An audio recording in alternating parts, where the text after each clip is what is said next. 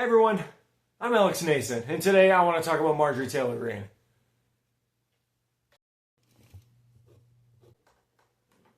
Marjorie Taylor Greene is an elected official from the 14th District of Georgia in the House of Representatives. She's a far-right politician and conspiracy theorist. Depending on who you listen to, you might hear that she's a very brave patriot who fights for freedom, or, a very spiteful, hateful person who runs on reactionary politics. Today, I'm here to inform you that she fits a lot more neatly into the latter description. Marjorie Taylor Greene is the collision point between disinformation and politics. She frequently associates herself with and endorses QAnon and their conspiracy theories. She's questioned Obama's citizenship and even said that he's Muslim and wasn't born in America. And she has a very strong affinity for disrupting Congress with provocative statements that aren't really helpful. But let's start at the beginning. Marjorie Taylor Greene was born in Milledgeville, Georgia in 1974 on May 27th.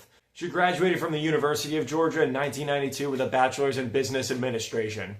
She took that experience to CrossFit and worked with a coach named Travis Meyer, and they owned a gym from 2013 to 2017. She has 3 children and married Perry Greene in 1995, but they divorced in 2022 following her multiple affairs. Her introduction to politics can be traced back to her work in 2017 with the now defunct conspiracy theorist journal American Truth Seekers. She wrote 59 articles as a correspondent for them, and all their articles are now only available through the Wayback Machine. She spent 2018 writing 27 articles for another misinformation website, Law Enforcement Today. That one's still up. It looks like this now, so, make of that what you will. It was in 2020 that she was elected to the House of Representatives. Once she cleared the primaries, there was really no competition at all. There's barely any Democratic Party to speak of in northwestern Georgia.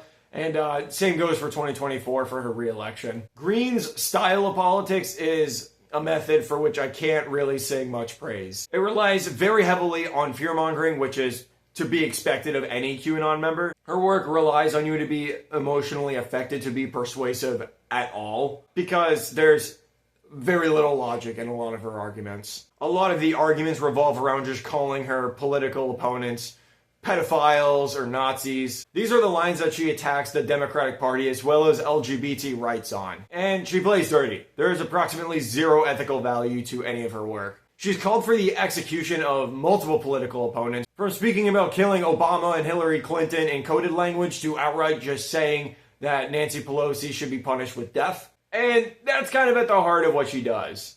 Her politics are loud, offensive, and incorrect. And as a source of information right now, I feel it very inappropriate to play both sides. I'm going to call balls and strikes when I see dangerous behavior like this, especially when it's in the federal government. Because for me, I feel like to use euphemisms like the word controversial is highly irresponsible when what she does emboldens her supporters to act in incredibly similar and irresponsible and dangerous ways. She's effectively ruined the lives of a lot of school shooting victims who survived. And has even publicly harassed them at times and compared them to Hitler. People in the middle of the political spectrum might call her language hyperbolic, but it's the people that agree with her that might actually take her calls to violence seriously and act on those, whether it's against political opponents or even their voters. She's also been suspended from social media platforms multiple times for her violent behavior, like posing with an AR-style rifle threatening Democratic voters in Georgia.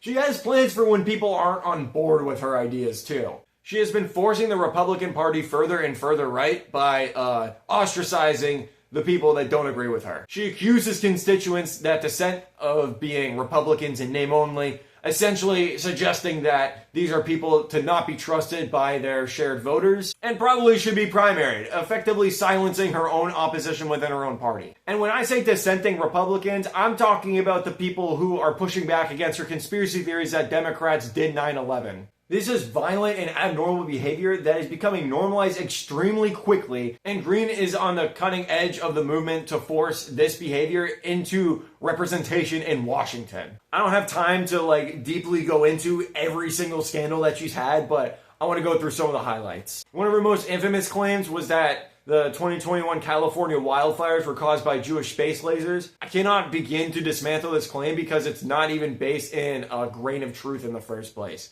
She just made this up. In the early 2024 LA wildfires, she even went out of her way to say on Twitter that the Democrats can control weather and at any point can make this stop, comparing herself to the Jews of Nazi Germany because she was asked to follow COVID safety precautions. She was fined multiple times for making a statement out of this during the height of the pandemic. This kind of stuff isn't cute to me. It is working by design. It is distracting everyone, including politicians, from real productive conversations that Congress could be having to put more attention on herself and how much of a rabble-rouser she is in the hopes that she will climb the ladder of the Republican Party. She cries over the degradation of traditional family norms while disintegrating the ones that actually keep people healthy and safe. I'm talking like not pointing guns at people for attention on social media and like not going out of your way to increase the risk of spreading disease to other people with the ultimate goal of making them uncomfortable. I don't think I'm really effectively underlining how strong her affinity to violence and suffering is. The day after Easter, she was celebrating on Twitter the Pope's death. And because she represents a mostly rural part of Georgia that is extremely poorly educated and very malleable to her words,